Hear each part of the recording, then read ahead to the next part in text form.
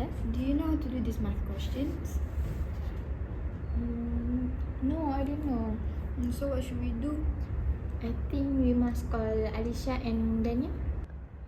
Alesya, Dania. Yes. So, what's the problem? This question is very confusing to me, so I don't know how to solve it. I think we should take a look at this question together. Hi, my name is Amira Syahira, and I will break down the first question. Puan Roy wishes to invest her money in a fixed deposit account. She has two options, which is Bank A offers an interest rate at 5.5 compounded every 4 months. Then Bank B offers an interest rate of 5.3% compounded every 3 months. So the question is, in which bank would you suggest Puan Roy to invest if she wants to have an amount of 30,000 in her account at the end of 3 years? Give your reason and show you're working. So the 30,000 is going to be S. So the bank A, the rate interest is going to be 0.055. The time going to be 3 years. And the M, which is frequency of conversation, is 3. So how do we find the 3? So on bank A, compounded every 4 months. So you just need 2. So 12, which is 12 months, divided 4. So you will get 3. Same as bank B, 12 over 3, so we get 4.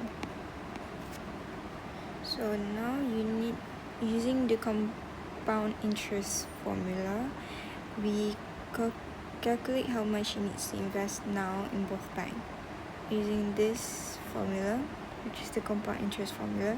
So you will get, the principal is 25,474.85 cents. Meanwhile, bank B, the S is 30,000. The interest rate is 0.053. The year is 3 years, and the M is 4. So the same as bank A, use the compound interest formula. Is using the calculator, and then you get 25,616.62 cents. Since Puan Roy needs to choose between two accounts, we need to find the interest, bank A. So if you want to find some interest, the formula is interest S minus P. So if you take a look at this, bank A, if you get the interest, you will get 4,525 ringgit 50 cents. Meanwhile, bank B, you will get 4,383 ringgit 38 cents. So the conclusions, Puan Roy should choose bank A as it offers a more profitable return compared to bank B. Saving in bank A, she will earn 4,525 ringgit 50 cents in interest, which is higher than the 4,383 ringgit 38 cents offered by bank B. Moreover, bank A requires a lower principal amount, which is 25,474 ringgit 85 cents, than bank B that requires 25,616 ringgit 62 cents. Now let's take a look at the second question. If Puan Roy invests 12,500 in bank A for 7 years and 8 months, what is the amount of interest obtained when the investment periods end? The 500 is going to be P. 7 years, 8 months is going to be T. So using the same formula, which is compound interest, you will get 18,983 ringgit 62 cents. And then you will need to find the interest earned. same as the previous questions. So the formula is interest equal S minus principal. So using the calculator, you will get 6,483 ringgit 62 cents. So by the end of the investment period, she will earn 6,483 ringgit 62 cents in interest from Bank A. Hello everyone, my name is Dania Imelly and I will be explaining the third question from our compound interest question. So the question says, Puan Yahaya wishes to invest 28,000 ringgit in Bank A, and from our previous question, we already know how much Bank A offers. Her target is to accumulate 60,000 ringgit by the end of the maturity period. That means at the end, Puan Yahaya wants to have 60,000 ringgit in her investment account. So the question asks, how long should she wait to reach the amount? That means we need to search for our T. So the first thing we need to do is list out all the information that we have from the question. We have our S, we have our P, our K and M. We can get it from the previous question too.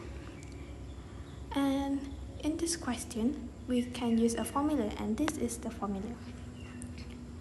So we just need to put the value into the formula and we get this is our S, this is our P, and this is our K and M. This one is I, and I equals to K divided by M, and this is our N. N equals to M multiplied with T. Okay?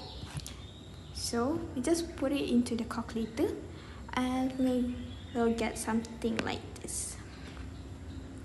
Next, since we are searching for T and T is a power, we need to use log. So we just change it into the log and we'll get something like this. And to get our T, we need to left our T at one side. So we just settle it using our calculator and we'll get something like this. We will get 13.983733059. And since it won in year, we just round it off and the answer will be 14 years.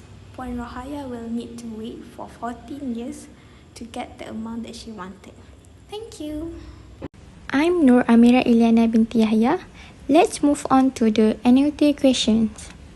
The problem statement is Zamri makes regular monthly deposit of Rm 300 at the end of every month in an account that's pay interest at 5.5% compounded monthly.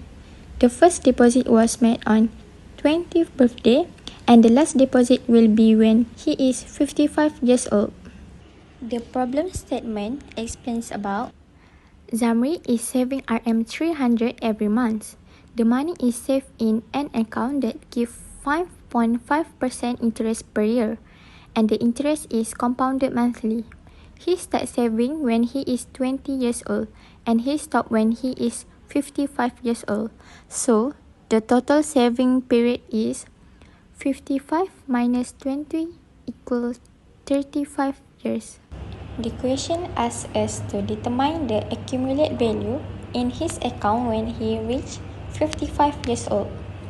This means we are finding how much total money Zamri will have in his saving account after saving for 35 years. Now, let me explain the symbol we use in this question. R is monthly payment, which is Rm 300. M stands for frequency of compounding per year, which is 12. K stands for annual interest rate, that is 0.055. T is the time period in years, that is 35. So now we need to find S. To find the answer, we have to use this formula, that is S equal R in bracket 1 plus I power n minus 1 per I. Then we just substitute the value into the formula, which is equal 300 in bracket 1 plus 0.055 per 12 power 35 multiply 12 minus 1 per 0.055 per 12, and we get 381,277 and 3 cents. So S is RM 381,277 and 3 cents. That's all from me. It's simple, right? I'm Alesya Nuha, going to show you how to solve the question. So, the question is, immediately after his last deposit, Zamri withdraws 25% of the accumulated value from the account. Okay, then a monthly is withdrawn from the balance for the next 10 years. Okay. So, find this monthly withdrawal amount. So, first thing first, we are going to solve the balance. So, to find the balance, we know that we got the answer for the S, the accumulated amount, which is 381,277 ringgit and 3 cents, is going to be minus with the 25% and multiply with the S. So, after we get the answer, we are going to minus the S, 381,277 ringgit and 3 cents is going to minus with the bracket, which is 95,390 ringgit and 26 cents. So, the answer will be 285,957 ringgit and 70 cents. Okay, now we continue to find the monthly withdrawal amount R. So, the S, the balance, we just got the answer 285,957 ringgit and 77 cents, and then the K or the rate is 0.055 compounded monthly, M, so 12, and then the T for 10 years, and now we are going to find the R. So, by using the formula given here, okay, first we need to put all the information, which is the S, 285,957 ringgit and 77 cents equals to R, the one that we need to find, in a bracket 1 plus I. So we know that I equals to K over M. So 1 plus 0.055 over 12 powered by 12 multiply with 10, and then we need to minus with 1 divide with 0.055 divided by 12, and then after you calculate using the calculator, you will get the R is 159.5075819. So we use all the decimal. Okay, so the reason we use all the decimal here is because we want the answer to be not round off immediately. So first we use all the decimal here. Okay, after that, the bracket, we need to divide it with the S, which is 285,957 and 77 cents is going to be divided with 159.5075819. Okay, so after we calculate, we will get the answer here. Okay, which is 1,792 ringgit and 75 cents. So therefore, the R, the withdrawal amount, is 1,792 ringgit and 75 cents. And that's how you calculate the monthly withdrawal amount. So now, do you guys understand? Oh, actually, this question are not hard. Thank you for helping us. You're most welcome.